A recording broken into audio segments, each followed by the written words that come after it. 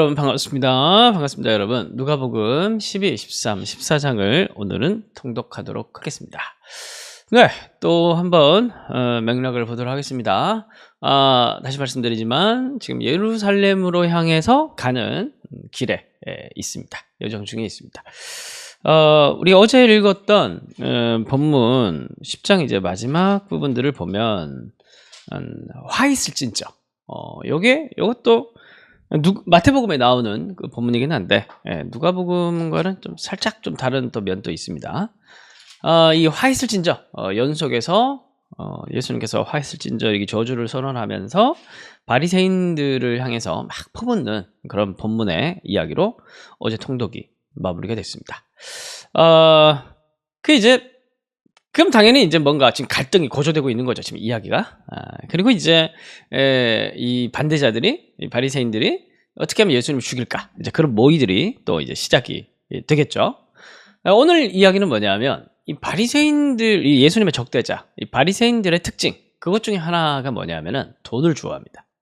이게 이제 누가복음에만 나오는 좀 특징인데, 누가복음에는 돈과 관련된 가르침들이 굉장히 많습니다. 그래서 참 이걸 읽다 보면은 이 돈을 좋아하는 것은 예나 지금이나 크게 다르지 않구나. 오늘날 사람들만 이게 돈에 환장했다고 생각했는데 옛날 사람들도 돈에 환장했구나. 근데 여러분 역사에 보면은 바리새인들이, 그러니까 사두개인들은 기본적으로 이 종교 혈통을 중심으로 하는 종교 귀족들 아닙니까? 근데 바리새인들은 혈통이 중심이 아니기 때문에 스펙트럼이 넓어요. 그래서 좀 유력한 상인 가문 출신들이 굉장히 많았습니다. 바리새인들 중에서. 바리새인들은 이제 기본적으로 어느 정도 유복한 집에서 또 엘리트식 교육을 받으면서 원래 이제 예나 지금이나 교육을 잘 받으려 그러면은 돈이 있어야 돼요. 그래서 바리새인들도 그러한 집안 환경에서 이 율법 교육을 잘 받았고, 그래서 이제 랍비가 되거나 이제 뭐 또 일을 하면서 또 가르치거나 뭐 여러 가지 이제 그런 약간 평신도 사역자들 같은 그런 느낌을 가진 사람들이었습니다. 그러다 보니까 이 바리새인들은 한편으로는 율법의 막 전문가 느낌이 있는데 또 한편으로는 또 돈을 사랑하니까 이 바리새인들의 특징이, 그들이 막 하나님을 사랑하는 척하면서 또 나타나는 특징이 이 돈을 사랑하는 그런 외식, 이런 걸로 이제 많이 드러났던 것 같아요. 그래서 누가복음에서는 특별히 그 부분을 예수님께서 더 많이 경고하시고 또 가르치십니다. 그래서 누가복음 16장, 이건 내일 본문이긴 한데 16장 14절을 보면 바리새인들은 돈을 좋아하는 자들이다, 이 모든 것을 듣고 비웃는 그런 장면들이 나옵니다.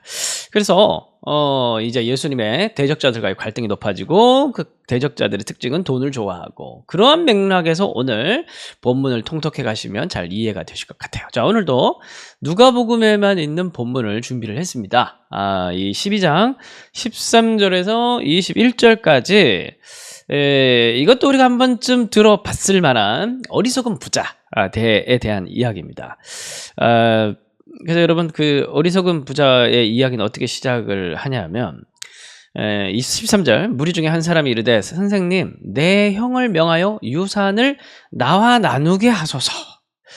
그러니까 이제 예수님께서 막 가르치고 있는데 어떤 사람이 와서, 예수님이 좀 권위도 있고 말씀도 잘하시고 하니까 형이랑 같이 온 것 같아요. 동생이랑 형이랑 막 유산 분쟁이 있어가지고, 그 같이 와가지고 형이 이제 유산을 안 나눠주려고 하니까 막 이제 하소연을 하면서, 좀 예수님 좀 들어보십시오. 이 유산을 좀 공평과 정의의 정신에 따라서 유산을 내게 좀 더 나눠주라고 얘기를 좀 해주십시오.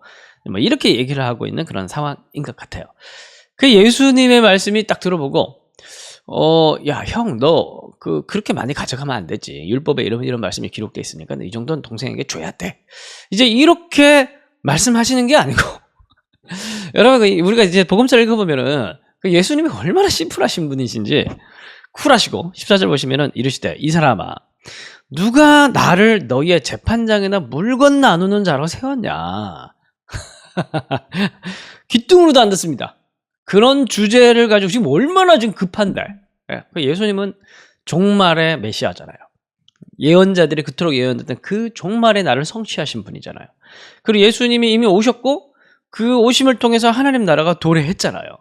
옛 시대가 물러가고 있고 새로운 시대가 급진적으로 도래하고 있고, 그래서 지금 그 나라의 도래를 막 지금 이 땅 가운데 전파하면서 하나님의 백성들을 모으고 있고 지금 그 나라 종말의 지금 시대를 얘기를 하고 있는데 무슨 지금 돈 타령하고 있냐 지금 그 얘기를 하고 계시는 거예요. 15절에 보면 그들에게 이르되 삼가 모든 탐심을 물리치라. 사람의 생명이 그 소유에 넉넉한 데 있지 않다. 그러니까 여기선 중요한 거는 돈에 정신 팔리지 말고 지금 나를 바라보라는 거예요. 얼마나 지금 긴급한 시대인데. 예? 지금 그래서 예수님이 20절, 21절 보면 하나님께서 이제 그래서 이제 그 어리석은 부자의 얘기를 합니다. 이 맥락에서 예수님께서 이제 한 부자가 있는데, 그 부자가 이제 재산이 쌓여 있는 거 보고 오늘 우리 같으면은 갑자기 우리가 비트코인이나 주식이나 대박이 나가지고 막 엄청난 자산을 늘어난 걸 보고, 야, 이건 내가 평생 내가 쓸 수 있겠다. 한 달에 내가 3천만 원씩 써도 내가 다 못 쓰겠다. 막 그러고 있을 때 20절에 보면 하나님이 이렇게 얘기하십니다. 어리석은 자여, 오늘 밤에 내 영혼을 도로 찾으리니, 죽는다는 말이죠. 그러면 내 준비한 것이 누구의 것이 되겠냐. 그러니까 무슨 말이냐 하면은 이 비유를 듣고 있는 게 지금 두 형 동생이잖아요. 오늘 밤에 내 영혼을 도로 찾으면 무슨 말이냐면 우리는 언제 죽을지 모르는 존재들이라는 겁니다. 그러니까 오늘 형이 죽을 수도 있고 내일 동생이 죽을 수도 있어요. 그러면 그 돈이 무슨 소용이 있겠냐. 그 얘기를 하고 있는 겁니다. 그 돈이라는 게 그런 거라는 거예요. 돈이라는 게 우리가 막 돈이 수중에 있을 때 우리가 계산을 하면 막 언제까지 어떻게 쓸 수 있겠지. 예? 그거 네가 어떻게 하냐는 거예요. 그 돈을 네가 쓸지 아니면 네가 죽고 다른 사람이 쓸지 나라가 쓸지 그 돈을 누가 하냐는 거예요. 예? 그래서 여러분 참 이게 앞에서 얘기를 했지만 바리새인들 그 당시 사람들도 돈을 좋아했어요. 예? 돈을 쌓아두고 그리고 이걸 얼마까지 쓰겠지 이렇게 얘기를 하는데 오늘 우리 모습을 좀 잘 봐야 됩니다. 예수를 왜 믿고 있는지, 예수님은 나에게 어떤 분인지, 정말 그분은 나에게 급진적인지, 그분의 나라는 정말 나의 삶 가운데 급진적으로 다가오고 있는지, 예수를 믿는 신앙의 영역 섹터는 따로 있고 내 삶에 내가 그냥 쌓아가고 내 삶이 영원한 것처럼 살아가고 있는 이 세상 사람들과 똑같은 그런 태도와 모습도 또 한 섹터 따로 있고 두 개 공존하고 있는 게 이게 외식인 거예요. 바리새인들의 외식이라는 거예요. 그래서 21절에 보면 자기를 위하여 재물을 쌓아두고 하나님께 대하여 부여하지 못한 자가 이와 같으니라. 이게 뭐냐면 반대로 얘기하면은 하나님 나라에 대해서 부여하라는 거예요. 하나님에 대하여 부여하라는 거예요.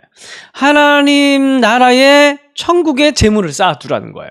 그래서 교회에 많은 헌금을 갖다 바치라는 얘기가 아니라 우리의 삶에 근본적으로 우리가 삶을 어디에 집중해서 무엇을 쌓아야 가야 하는지의 사명자에 대한 또 삶의 그런 얘기를 하고 있는 겁니다.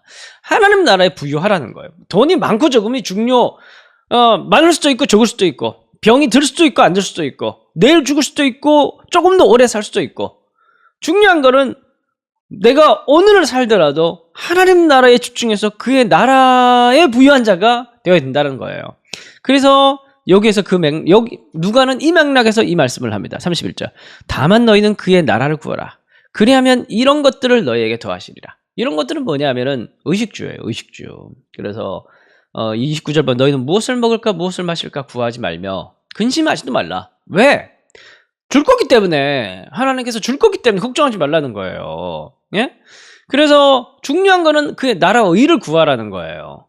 왜냐하면 나머지 줄 것이기 때문에. 믿으십니까? 준다는 거예요. 그 구하지 말라는 것은 준다는 거예요. 필요 없다는 얘기가 아니라 주신다는 거예요. 그걸 믿으라는 거예요.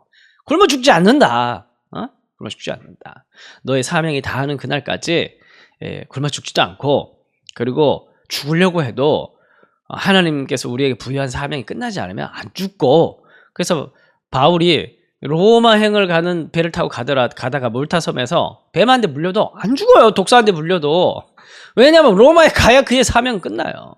우리의 사명도 때가 되기 전까지는 안 죽어요. 걱정하지 마세요. 너무 두려워하지 말고 보험도 적당히 들고 그리고 물론 우리 연금 준비도 하고 다 해야 되는데 하면서도 이걸 내가 쓰지 않을 수도 있다.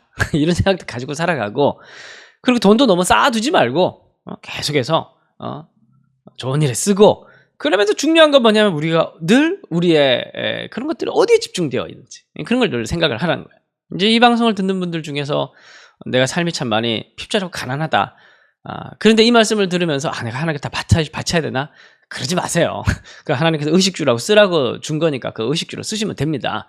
그러나 혹여 우리가 흘러 넘치는 부를 주신다면은 그건 또 하나님 나를 위해 쓰고, 돈에 대한 문제가 아니라 우리 삶의 방향과 중심과 에너지와 가치관과 생각과 태도와 방향을 얘기를 하는 거예요.